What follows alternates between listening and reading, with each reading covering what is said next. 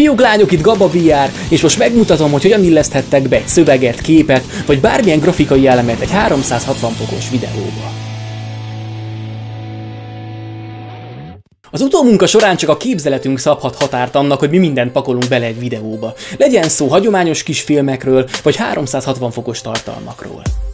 Azonban 360 fokos videókkal dolgozva hamar rájövünk, hogy ilyenkor nem elég csak úgy egyszerűen rátenni a képekre ezeket a dolgokat, be is kell illesztenünk őket a virtuális térbe. Több módszer is van erre, de én most azt mutatom meg, hogy szerintem mi a leggyorsabb és legkönnyebb megoldás. Régebben After Effects-el és bonyolult módszerekkel hoztam létre 3D-s objektumokat, de ma már egy kis Photoshop tudás és a Premiere is elég ehhez. Példaként most az egyik videoblog epizódomban található eredményjelző táblát fogom összerakni. Ha még nem láttad a videót, nézd meg a jobb felső sarokban található linken. A legutóbbi frissítések óta a 2018-as Premiere-ben találunk néhány szuper VR kiegészítőt, de ahelyett, hogy az ott létrehozott címekkel és egyebekkel dolgoznék, inkább Photoshopban készítem el az alapokat. Ezek többnyire PSD fájlok, amiket a Premiere nagyon jól kezel. Ráadásul amikor csak módosítani akarom őket, rájuk mentek PS-ben, és már is frissülnek a Premiere-ben is. Így sokkal jobb grafikákat tudok összerakni, mint amiket magában a Premiere-ben tudnék.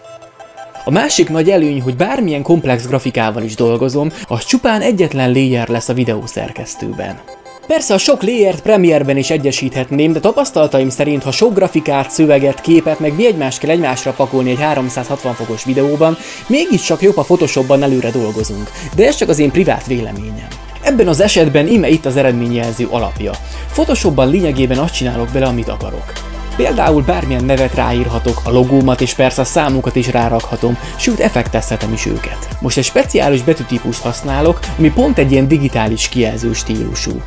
Az alapkoncepció, hogy az eredmények majd folyamatosan változnak a videó során, és így a kijelzőre minden számkombinációt el kell készítenem. Szóval ez egy jó kis komplex Photoshop fájl lesz, viszont a sok variáció miatt inkább átlátszó PNG képeket exportálok majd belőle.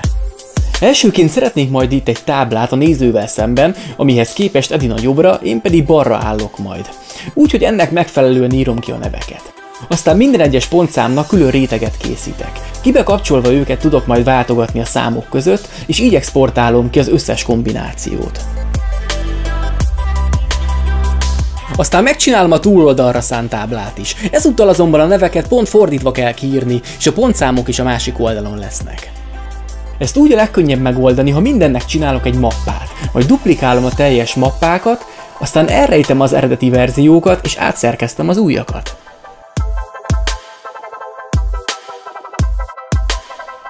Így elég gyorsan elkészülnek az új kijelzőállások is, itt láthatjátok valamennyi kombinációt, amiket be is importálok a Premiere-be, így egyben mappástól.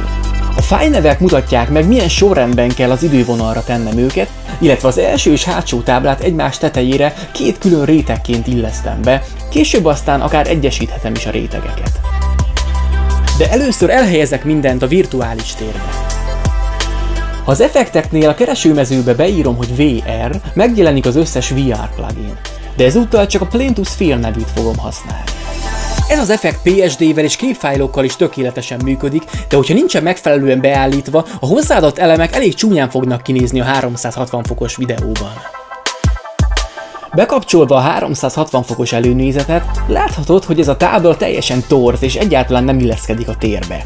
Pedig én azt szeretném, hogy olyan legyen, mintha igazából is ott lett volna. Szóval be is kapcsolom a plugint és elkezdem a szerkesztést. Ahogy bekapcsolom, már is láthatod, hogy az objektum a virtuális térbe kerül. Persze így kiterítve most torznak néz ki, de a 360 fokos előnézetben látszik, hogy így a tökéletes. Csak az a probléma, hogy így túl nagy. Elsőként tehát lekicsinyítem. Az alapfunkciók közül a Scale paraméterrel tudom távolítani a virtuális térben, 20-21 körül most jónak tűnik. Ahogy látjátok, az asztalszéle nem teljesen egyenesen fut a képen, mert a kamerát nem pont középre tettem le. Ez önmagában nem baj, de most a táblát is ehhez kellene igazítani. Elsőként a Rotate Source szekciót használom, ugyanis most az eredeti képet szeretném a virtuális tér perspektívájához igazítani. Az Y-tengelyjel kezdem, hogy a tábla széle párhuzamosan fusson az asztallal. Ez így már jó is, de láthatod, hogy a tábla a szemmagasságtól kicsit lejjebb van, tehát az X-tengelyen ezt korrigálni kell. A különbség nem ég és föld, de most már tényleg olyan a perspektíva, mintha kicsit fölülről látnánk rá. És ezzel most kész is a korrekció. Ideje elmozgatni a táblát a virtuális térben.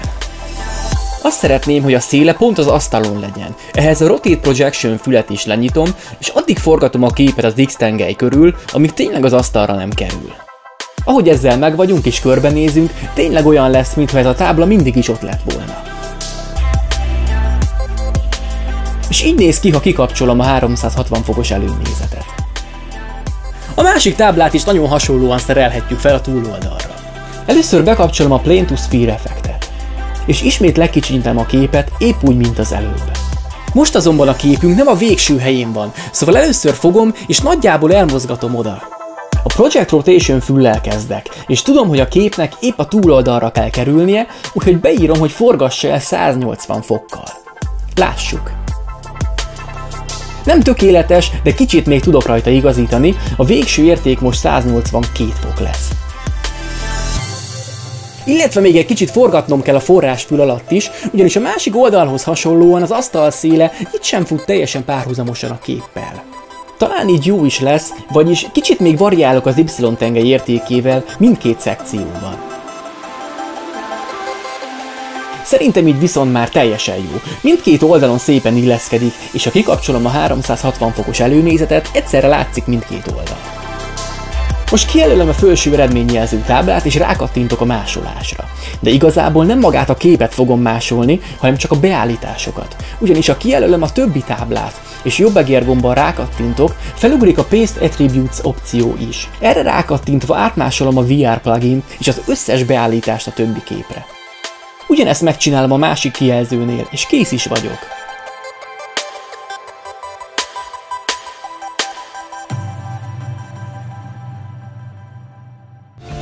Persze ezen kívül még bármilyen feliratot, képet vagy grafikát be tudnék illeszteni a 360 fokos videóba. Hogyha már ezek előre készen vannak Photoshopban, csupán ennyi az egész, és már is véglegesíthetjük a dolgokat Premiere-ben.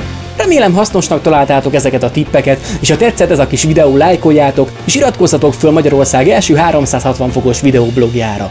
Gaba VR-t láttátok, hallottátok, találkozunk legközelebb!